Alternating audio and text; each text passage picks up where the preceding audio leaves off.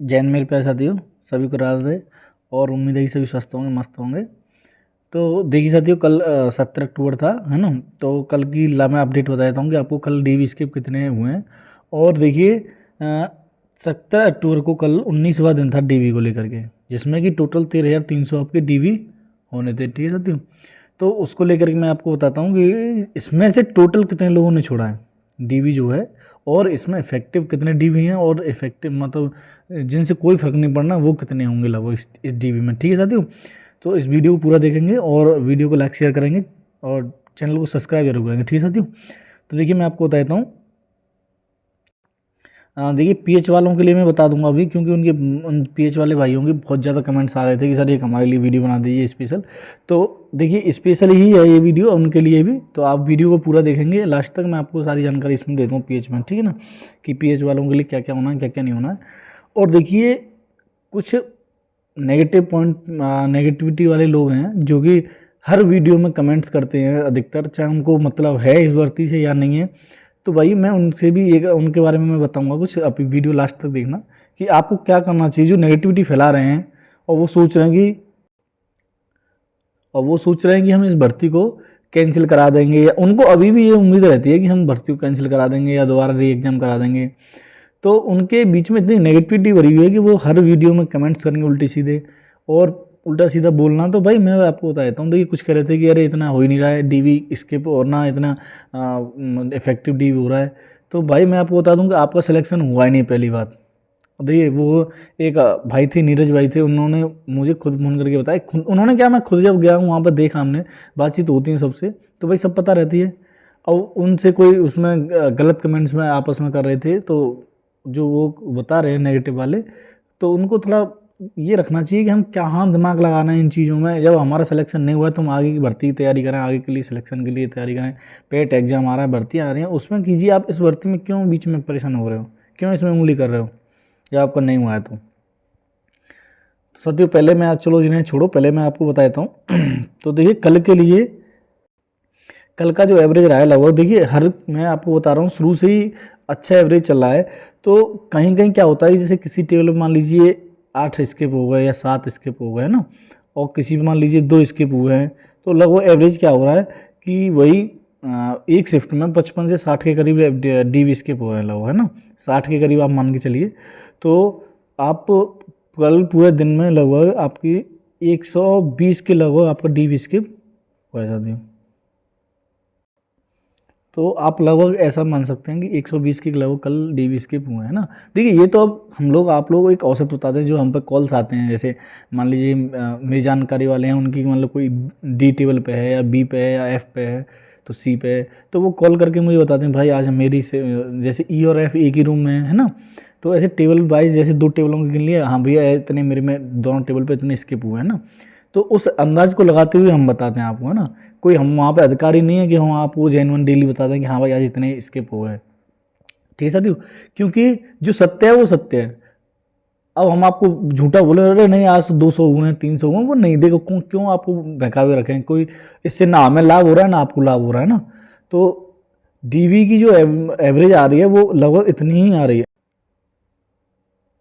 और देखिए complete DV skip के बारे में तो आयोग ही बता पाएगा, जब लास्ट को जैसे 30 नवंबर तक लास्ट हो जाएंगे, तो उसके बाद में वो अपना आंकड़ा देंगे जो आयोग वाले, कि हाँ भाई इतने डीवी स्किप हुए हैं और इतने एब्सेंट हो गए हैं इसमें। ठीक है साथियों, तो देखिए मैं आपको बता दूं कि कल 19वां दिन था, 19वें दिन तक लगभग 13,300 डीवी स्किप होने थे। ठीक है साथियों, जिसमें से आप लगभग जो इसके बाद बता रहा हूँ कि कितने लोगों ने छोड़ा है, तो आप 120 की एवरेज लगा, क्योंकि कहीं कहीं 120 से भी ज़्यादा हुए हैं, तो 19 दिन का आप लगभग लगाएंगे तो लगभग 2300 के करीब डी स्किप होने चाहिए, है ना।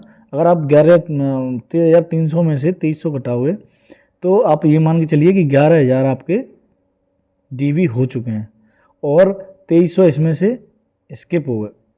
तो मैं आपको यही बता दूं कि भाई देखिए ये जो 2300 लगभग हुए हैं, है ना, तो ये सबसे ज़्यादा इसमें जो मात्रा रही है, जो जो डीवी स्किप हुए हैं, किन लोगों के हुए हैं। देखिए इसमें अधिकतर ओबीसी वाले और जनरल, ये 2 लोगों का बहुत ज़्यादा डीवी स्किप हुआ है। सबसे ज़्यादा ओबीसी का, क्योंकि ओबीसी की कैटेगरी के आपको पता है कि इसमें पास भी बहुत ज़्यादा किए थे, 13,000 कुछ के करीब पास थे। तो इस वजह से जो सबसे ज़्यादा मात्रा जो आ रही है इसमें डीवी स्किप की, वो ओबीसी वालों की आ रही है। अब देखिए पीएच वाले भाइयों को मैं बता देता हूँ कि आपका डीवी जो हो रहा है उसमें आपसे क्या हो रहा है कि आपसे, मैंने आपको उस दिन बता दिया कि किस तरीके से आपको डॉक्यूमेंट्स लगाने, तो उसमें आपके एक तो ऑनलाइन वाला सर्टिफिकेट है आप पर, है ना, आपको देखा होगा आपने, आपके पास होगा, आप जानकारी है उनको, और जो सीएमओ द्वारा जो पास किया जाता है, और एक आपके पास कार्ड टाइप में होता है। तो आप कोई भी ले सकते हो, अगर दोनों हैं तो दोनों ले जाइए, कोई दिक्कत नहीं, और आपको 100 वो दोनों ही मान्य हो रहा है। दूसरी बात कि देखिए आप कह रहे हो कि सर क्या हुआ, कौन सी कैटेगरी मान्य होगी क्या नहीं होगा, जैसे ओएच वाले मान्य हैं या नहीं है, ओएल वाले मान्य है नहीं है।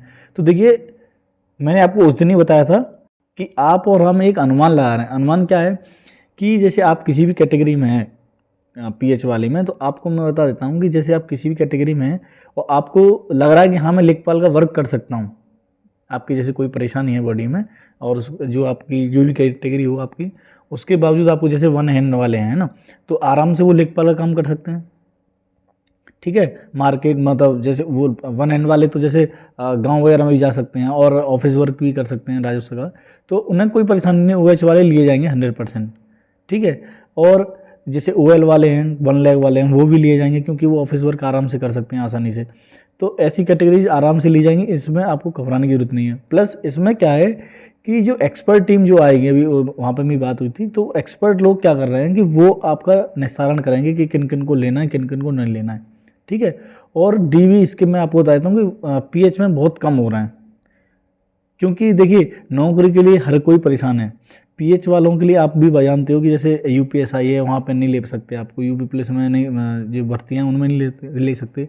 तो जैसे रेलवे एनटीपीसी में हुआ है, तो वहाँ पे जो पीएच वाले हैं वहाँ पे बहुत कम लोगों को लिया जाता है, जो उनकी जैसे उनके लिए वर्क वाली जगह होगी वहाँ पर लिया जाएगा, है ना। तो अधिकतर जो पीएच वाले भाई हैं उनके लिए जैसे टीचिंग की है, लेखपाल की है, वीडियो के, इनमें इनका बहुत अच्छा मौका रहता है सिलेक्शन लेने के लिए। और तो इस वजह से उनका जो डीवी है वो बहुत कम स्किप हो रहा है। और जो यूपीएसआई वाले, देखिए सबसे ज़्यादा यूपीएसआई में जनरल ओबीसी सेलेक्ट होते हैं अधिकतर, तो वो वही मतलब ऐसी भी हुई हैं, दोनों तीनों कैटेगरी हुई हैं, तो ये अच्छा खासा स्किप हो रहा है इनमें से। लेकिन पीएच वाले नहीं कर पा रहे हैं, क्योंकि भाई आपको भी पता है कि वो यहाँ ज़रूर आएंगे।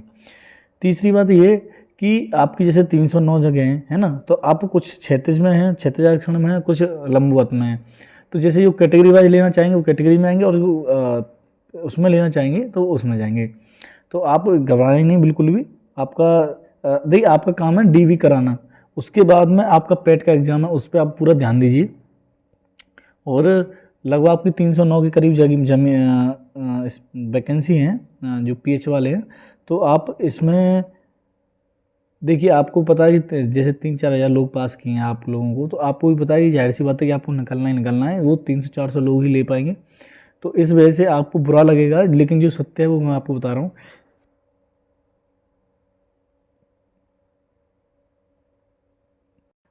इस वजह से आप जो आगे की भर्तियों की तैयारी करते रहिए, है ना। देखिए जो पैट आ रहा है, पैट के बाद में आपका वो भी आ रहा है, क्या बोलते हैं उसको, तैयारी, इस पैट में से सुन रहे हैं कि लेखपाल की वैकेंसी भी आनी है और वीडियो की भी आनी है, और आपका ग्राम पंचायत वाला डाल रखा हुआ आपने। तो आप पढ़ते रहिए, जब तक आप कहीं सिलेक्शन नहीं लेते आप तब तक लगे रहो, मेहनत करते रहो, क्योंकि यहाँ पे तो आपका हो ही चुका है। आप अब आगे की तैयारी करते रहेंगे तो आपका कॉन्फिडेंस भी बना रहेगा, और अगर बाई चांस फाइनल में आप आउट होते हो तो आपको इतनी अच्छी तैयारी हो जाएगी कि आप अगले एग्जाम के लिए एकदम हिम्मत नहीं तोड़ोगे, बोलोगे हाँ हमारी तो तैयारी अच्छी है, हम तो देंगे एग्जाम को। तो इस वजह से आप लगे रहिए कंटिन्यू, ठीक है साथियों। तो आपको बस मैं ये बताने आया था। और देखिए मैं इन साथियों को बताता हूँ, क्योंकि इनकी जो नेगेटिव, जिन साथियों का इस भर्ती में नहीं हुआ है, वो इस भर्ती पर ध्यान ना दे करके वो क्यों, देखिए आप इस भर्ती पर क्यों ध्यान दे रहे हो, ना आप कैंसिल करा सकते हो कितना भी आप जोर लगाइए, ना आप पेपर री एग्जाम करा सकते हो। आप अगर नहीं हुआ है तो आप अगली तैयारी कीजिए, कुछ सीखिए। आप ये ऐसे ही भटकते रहोगे तो आप तैयारी नहीं कर पाओगे, ना कभी सिलेक्शन ले पाओगे। इस वजह से जिन भाइयों का इस भर्ती में नहीं हुआ है वो नेगेटिविटी फैलाने की जगह वो अपने ऊपर ध्यान दें, अपने ऊपर पढ़ाई करें।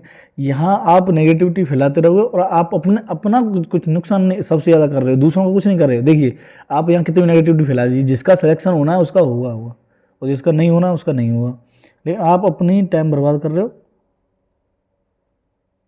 इस वजह से आप इस भर्ती पर ध्यान न दे करके अपनी भर्तियों पर ध्यान दीजिए। ठीक है साथियों, आप कहते हो कभी कोई टीआरपी बढ़ा रहा है यूट्यूब पे, कभी कुछ बढ़ा रहा है, ये बताइए कोई भी टीआरपी बढ़ा रहा है तो मेहनत तो कर रहा है ना, बिना मेहनत के तो कुछ नहीं मिलता किसी को। कोई टीआरपी बढ़ा रहा है या कोई अपनी सब्सक्राइबर बढ़ा रहा है, जो भी बढ़ा रहा है, तो ऐसा तो है नहीं कि वो बिना मेहनत किए कर रहा हो।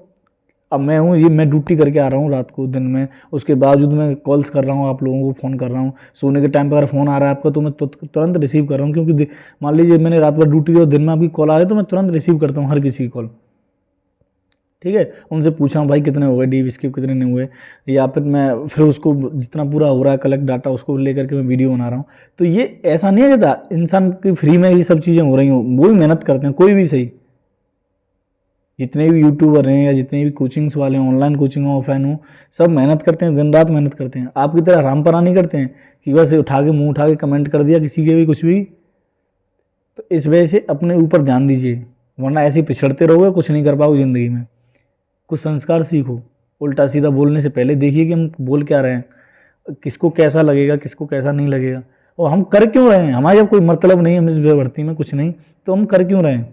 तो इस वजह से साथियों अपनी भर्ती पर ध्यान दीजिए। यहाँ कुछ नहीं ऐसी गलत कमेंट्स करने से या नेगेटिविटी फैलाने से, इस वजह से अपने ऊपर ध्यान दीजिए और पढ़ते रहिए।